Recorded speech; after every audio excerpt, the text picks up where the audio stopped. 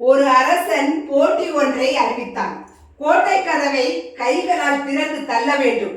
வெற்றி பெற்றால் நாட்டின் ஒரு பகுதி தானமாக வழங்கப்படும். தோற்றால் தோற்றவனின் கை வெட்டப்படும். மக்கள் பலவாறாக யோசித்து பயந்து யாரும் போட்டியில் கலந்து கொள்ளவே இல்லை.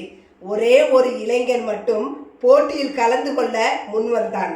போட்டியில் தோற்றுவிட்டால் கைகளை வெட்டி விடுவார்கள், உன்னுடைய எதிர்காலம் என்னவாகும் என்கிறார்கள்.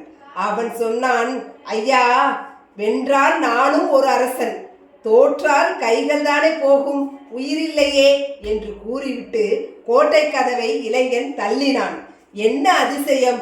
கதவு சட்டென திறந்து கொண்டது. ஏனென்றால் கோட்டை கதவுகளில் தாழ்பால் போடப்படவில்லை, திறந்துதான் இருந்தது. பல பேர் இப்படித்தான் இருக்கிறார்கள்.